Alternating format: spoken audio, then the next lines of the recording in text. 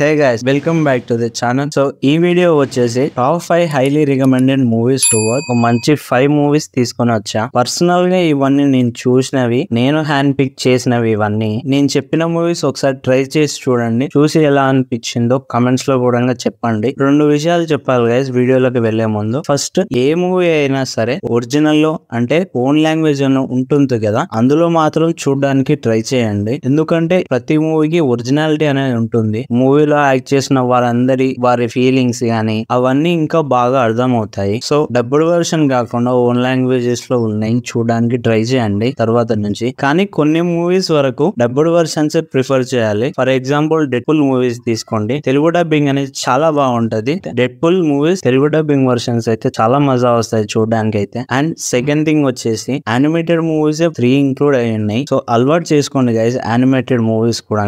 ముందు చెప్తాను వాటి యొక్క స్పెషాలిటీ ఏంటంటే, ఫస్ట్ మూవీ వచ్చేసరికి ఎక్సిఫ్యూమా. ఇది ఒక కొరియన్ డ్రామా మూవీ. ఈ మూవీ యొక్క ప్లాట్ లైన్ వచ్చేసి స్పిరిట్స్ ని అంతం చేసే వాళ్ళు కొందరు ఉంటారు అనమాట. వాళ్ళకి ఒక సమాధి అంటే గ్రేవ్ గురించి సస్పీషియస్ గా ఉంటుంది. సో దాని బ్యాక్ స్టోరీ ఏంటి, గ్రేవ్ కి ఫ్యామిలీకి సంబంధం ఏంటి, ఇంకా వాళ్ళు అలా ఎన్ని గ్రేవ్స్ తో నానా తంటాలు పడ్డది అనేది ఈ మూవీ అయితే ఎక్కడ బోర్ కొట్టదు. సస్పెన్స్, థ్రిల్లింగ్, అలానే మూవీ మొత్తం హోల్డ్ అవుతుంది. అలాగే మూవీ చూసిన 1 hour కి స్టోరీ అయిపోయింది కదా అని అనుకుంటాం, కానీ దాని తర్వాత నుంచి అసలు గేమ్ స్టార్ట్ అవుతుంది. ఆ మిగతా 1 hour అయితే క్రేజీగా ఉంటుంది. ఇంకా క్లైమాక్స్ పార్ట్ అయితే అది ఆసమ్ అసలు.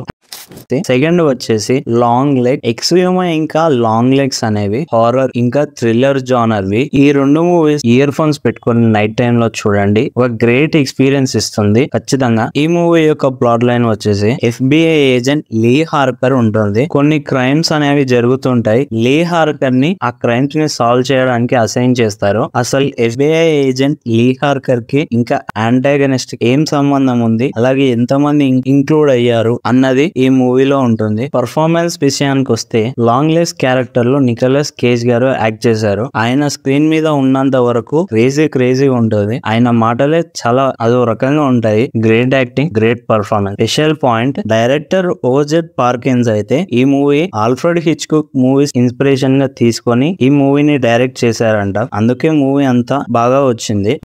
నెక్స్ట్ వచ్చేటివన్నీ animated movies. Inside out part 1 and 2. ఈ 2 మూవీస్ యొక్క ప్లాట్ లైన్ చాలా ఇంట్రెస్టింగ్ గా ఉంటుంది. ఈ 2 మూవీస్ ఒకేసారి చూడండి, చాలా సూదింగ్ గా వెళ్ళిపోతుంది అట్లా. పార్ట్ 1 యొక్క స్టోరీ లైన్ వచ్చేసి రేలీ ఆండర్సన్ అనే ఒక యంగ్ గర్ల్, తన పాయింట్ ఆఫ్ వ్యూ నుంచి స్టోరీ ఎక్కువగా రన్ అవుతుంది. తన ఎమోషన్స్ ఉంటాయి కదా, Joy, anger, fear, discuss and sadness. ఈ ఎమోషన్స్ వల్ల ఇన్ఫ్లుయెన్స్ చేస్తుంది తనని. అలాగే వాటికి లీడర్ వచ్చేసి జాయ్. ఈ ఎమోషన్స్ వచ్చేసి హెడ్ క్వార్టర్స్ లో ఉంటాయి. అది రేలీ ఆండర్సన్ యొక్క బ్రెయిన్ లో. తన ఫ్యామిలీ వచ్చేసి వేరే ప్లేస్ కి షిఫ్ట్ అవుతారు. ఆ తర్వాత తను ఎలాంటి సిచ్యువేషన్స్ ఫేస్ చేసిందో అన్నది మిగతా స్టోరీ. ఇదంతా పార్ట్ 1 కి సంబంధించింది.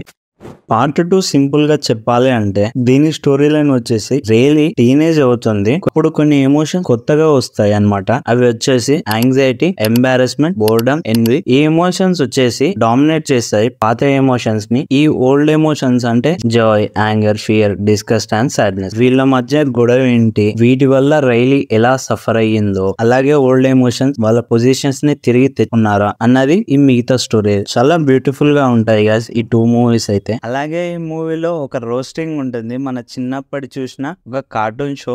ఆ సీన్స్ అనేది చాలా ఫన్ గా ఉంటాయి. ఆల్రెడీ చూసిన వాళ్ళకైతే అర్థమయ్యే ఉంటది ఆ కార్టూన్ షో ఏంటని. ఇంకొక బిగ్ థింగ్ ఏంటంటే ఈ యానిమేటెడ్ మూవీ ఇంకా రన్ అవుతూనే ఉంది థియేటర్ లో. వీడియో ఆన్ డిమాండ్ లో వచ్చేసింది. వీడియో ఆన్ డిమాండ్ లోకి వచ్చినా సరే ఈ movie 8th highest grossing animated film of all time గా నిలిచింది. చూడాలి ఇంకా ఎంత బాక్స్ ఆఫీస్ కలెక్షన్ క్రియేట్ చేస్తుందో. అండ్ ద లాస్ట్ వన్ వచ్చేసి Japanese anime the Boy and the Heroine movie. ఈ మూవీ అయితే అందరికి నచ్చుతుందని నేను చెప్పను. కొందరికి నచ్చుతుంది, కొందరికి నచ్చదు. ఎందుకంటే ఈ మూవీ కొంచెం స్లోగా ఉంటుంది. చిన్న వాటికి కూడా స్ట్రెచ్ చేసి చూపిస్తారు. కానీ ఇది రికమెండేషన్ లో పెట్టడానికి ఒకే ఒక reason, the great legendary director అయిన హయాఓ మియాజాకి తన ఫిల్మోగ్రఫీలో చాలా గ్రేట్ మూవీస్ ఉన్నాయి. ఎగ్జాంపుల్ లైక్ స్పిరిటెడ్ అవే, అలాగే the Boy and the Heroine movie Oscar కూడా వచ్చింది. Academy Award for best animated feature లో ఆ నామినేషన్ లిస్ట్ లో కూడా Spider Man into the Spider Verse కూడా ఉంది. దానికి దాటి ఈ మూవీ ఆస్కార్ వచ్చింది. ఈ మూవీ యొక్క ప్లాట్ లైన్ వచ్చేసి యంగ్ బాయ్ మహిటో వాళ్ళ మదర్ చనిపోతుంది. దానికి చాలా బాధలో ఉండిపోతాడు. అయితే వాళ్ళ ఫాదర్ ఇంకొక మ్యారేజ్ చేసుకుంటాడు. వీళ్ళంతా వేరే ప్లేస్ కి షిఫ్ట్ అవుతారు. ఆ ప్లేస్ కి వెళ్ళాక ఎలాంటివి ఫేస్ చేశాడో ఇంకొక వరల్డ్ కి వెళ్తాడు అనమాట. తర్వాత ఏం జరిగింది అనేది మిగతా స్టోరీ. నాకైతే పర్సనల్ గా ఇట్స్ ఎ గుడ్ ఫిలిం అనిపించింది. ఎందుకంటే మూవీ యొక్క ఫస్ట్ 1 hour ఇంకా